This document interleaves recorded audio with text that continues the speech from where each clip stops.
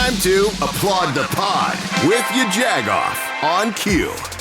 When we applaud a pod, we try to put our efforts in. We think about something that we've listened to before or something we want to know more about. Okay, well, this is a double.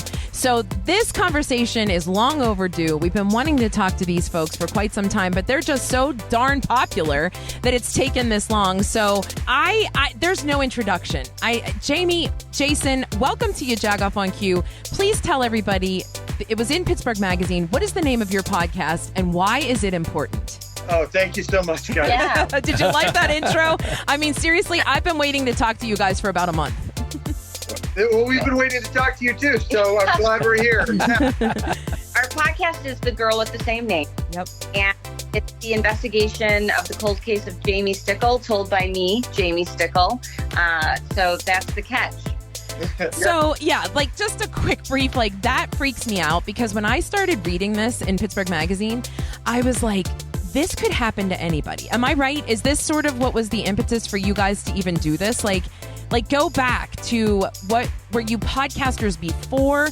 Where did it all come from? Yeah, we are podcasters from before. We have a show called Make That Paper that talks to artists of all mediums about all the side hustles that they do to support their craft, keep a roof over their head, for example, and their families. So we've been podcasters for about 5 years, but we're artists, we're writers and actors. And when I first moved to Los Angeles back in 2002, as a young not up and coming, but fresh off the boat actress and writer, I went in for a job interview and they were like, well, we Googled you and it said you died in a fiery Jeep. Oh my God. And at 22 years old, I was like, I'm sorry, what?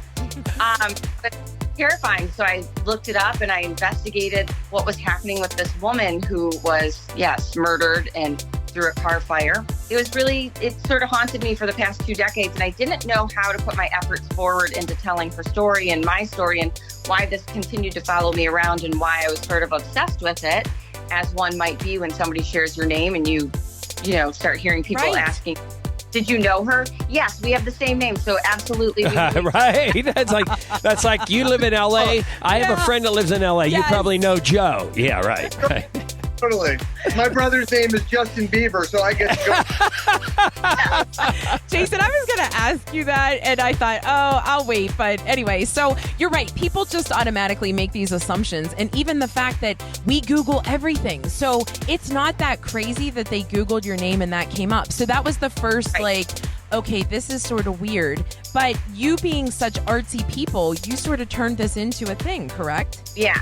It was, I'm obsessed like the rest of the world with true crime and crimes against women. And that's, primarily what I write about. And Jamie is also a novelist. Yeah. Oh, yeah. Okay. Gotcha. Yeah.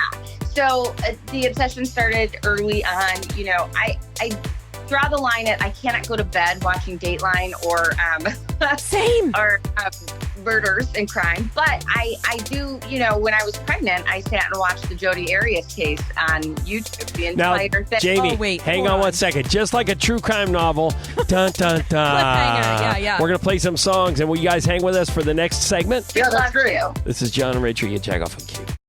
Welcome back to YaJagoff on Cue. Jamie and Jason with us. We're applauding the pod. This is the craziest thing that Rachael came across. How did you come across this podcast, Pittsburgh Rachel? Magazine. Okay. Yeah. And it's about a woman, same name as Jamie, girl by that the was same name. murdered. And then so Jamie, girl by the same name, started the podcast, and Jason is her co-host. We were talking about your murder mystery novel career, right? That's where we left off. Oh, sure. Yeah. So, so I write murder, crime, crimes against women, something that I just really want to highlight. So fiction seems to always be the way people really dive into things, in my opinion. True crime is great too, but if you can tell these stories in more than one way, then let's tell these stories in more than one way and get more attention on them. I think that's the whole goal. But yeah, also, I think the way this particular project crystallized, once again, thank you, pandemic. We were killing a lot of time listening to true crime podcasts. Yeah. And like everyone else in America, we became true crime junkies. And then we circled back to this idea and went, oh my God, we don't have to Jamie, you don't have to fictionalize this or turn this into a story. We can investigate this crime. Sure. And find out maybe even what happened, but at least, and this is something it's important to us. When you Google Jamie Stickle, you get two things. You get my Jamie, who's right here next to me. Hi. And you get this poor woman who was killed violently, and she had a whole life.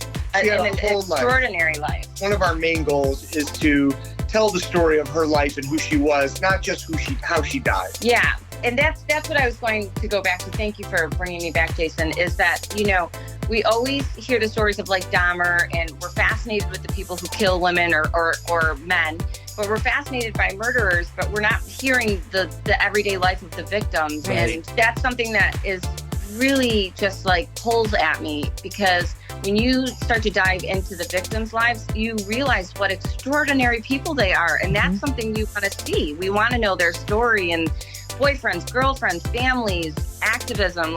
There's so much to their life that is far more interesting than why somebody would go kill somebody. Now, do you find out that the other Jamie's family helps you with this, or do you kind of have to go deep on your own? Well, we will be getting into that in the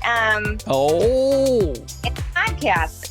No, they're lovely people, and we try to shield them from a lot of it, because obviously this is traumatic, and the last thing we want to do is feed off their trauma, right? So we spend a lot of time trying to shield and protect them, but we do speak with them. Yeah. And something I just wanted to add, in the case of, for example, a Dahmer, once you know who the bad guy is, the story gravitates to that person. This is an unsolved crime. Right. They haven't classified it as a homicide. Yeah. There are no suspects. There is no bad guy to focus this story on.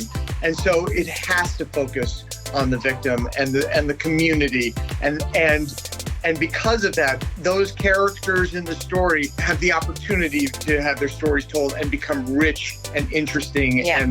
And it's been really gratifying in that regard. Where does everybody find out more about your podcast? You can check out our website, www.thegirlwiththeSameName.com. We're also on Instagram and Facebook. And you can Google us. Yes. And Jamie and I come up as the first populated search. So that's the crazy thing. You can experience it just like one of Jamie's prospective employers. Right. We appreciate you guys taking the time. Send some nice weather over from LA to here to Pittsburgh. This is John and Rachael YaJagoff on Q. Pleasure, guys.